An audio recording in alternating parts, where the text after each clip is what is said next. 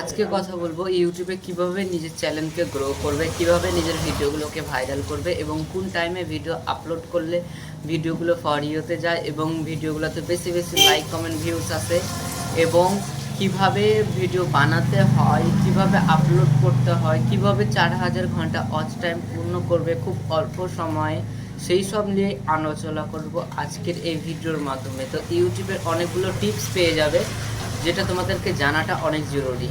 দেখো, যারা নতুন নতুন ইউটিউব চ্যানেল খুলেছো, তোমরা কি করবে, প্রথম প্রথম তো শর্ট ভিডিও একটু বেশি আপলোড করবে, ঠিক আছে?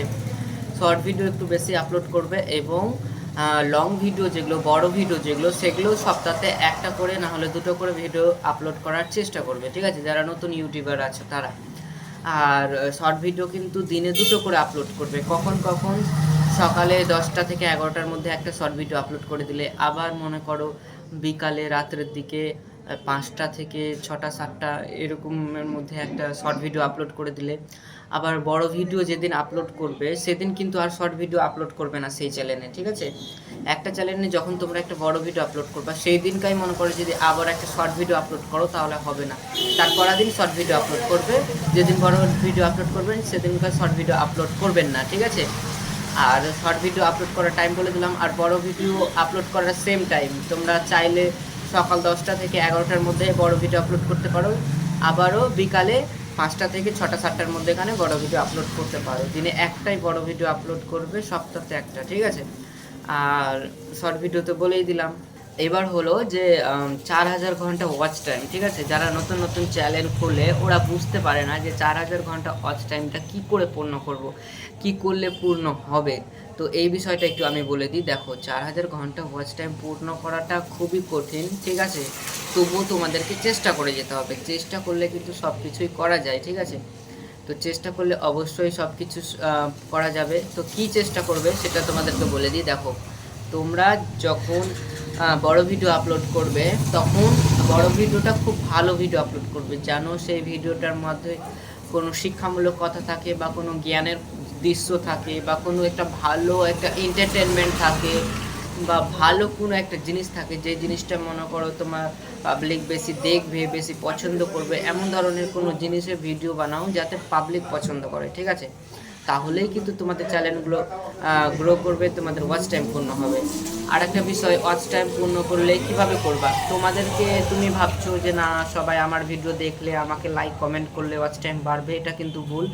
ওয়াচ টাইম কিন্তু বাড়ানোর জন্য তোমাদেরকে নিজেদেরও অন্যের ভিডিও দেখতে হবে, অন্যের ভিডিওতে লাইক কমেন্ট শেয়ার করতে হবে এবং পাশে থাকতে হবে, তাদেরকে সাপোর্ট করতে হবে এবং তাদের ভিডিওতে যারা যারা কমেন্ট করবে তাদেরকে কমেন্টের রিপ্লাই তুমি দিবে, ঠিক আছে? তাদের কমেন্টের রিপ্লাই তুমি দিবে, তাদের সাথে বন্ধুতালি করবে, তাদের সাথে কমেন্টের দ্বারাই কথা বলবে। এই ইউটিউবে তো মেসেঞ্জার ইউজ করা যায় না, যাকে কাউকে পার্সোনালি মেসেঞ্জার করে কারোর সাথে কন্ট্যাক্ট করবে, ঠিক আছে?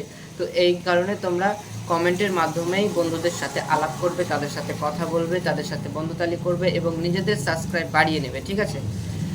তো তুমি ভাবছো যে তুমি সাবস্ক্রাইব বাড়িয়ে নিবা, একদিন লাইক কমেন্ট করে দিলা, তারপরে আর লাইক কমেন্ট করবা না তাকে, এটা করলে হবে না, ঠিক আছে? তোমাকে লাইক কমেন্ট প্রত্যেক দিন করতে হবে তাকেও, ঠিক আছে? তাহলে সেই ব্যক্তিটাও তোমাকে লাইক কমেন্ট প্রত্যেক দিন করবে। তো এভাবেই কিন্তু তোমাদের ওয়াচ টাইমগুলো পূর্ণ করতে পারবে, ঠিক আছে?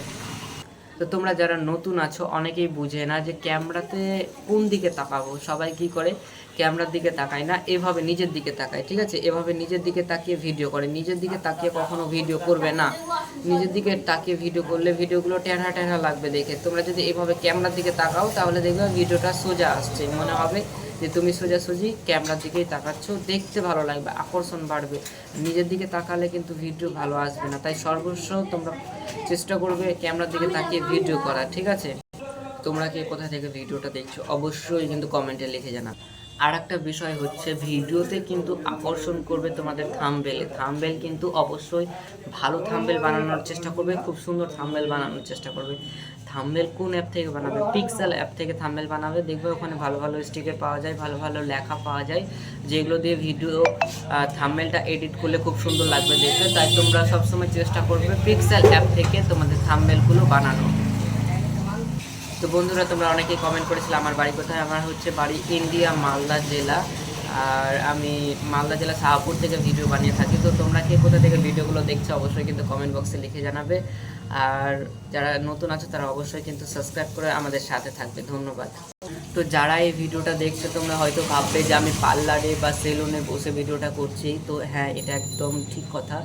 এটা হলো একটা পার্লার, আর এখানে আমি কাজ করি, প্লাস আরও বিভিন্ন ধরনের কাজ করি। তো সেসব একসাথেই করি, কাজও করতে হয় এবং ভিডিও করতে হয়, সব কিছুই করতে হয়।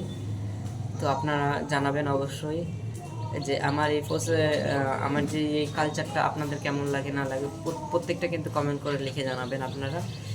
আর আমাদের ফেসবুক যদি এখনও ফলো না করে থাকেন অবশ্যই কিন্তু ফেসবুকটা ফলো করে দেবেন এবং আমাদের ইনস্টাগ্রামটাও ফলো করে দেবেন।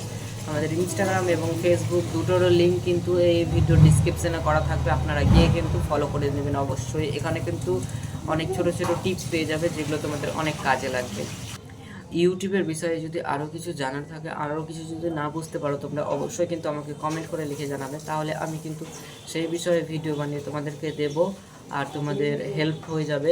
তো তোমরা অবশ্যই কিন্তু কমেন্ট করে লিখে জানাবে যদি কিছু বুঝতে অসুবিধা হয় ফেসবুকের বা ইউটিউবের ব্যাপারে।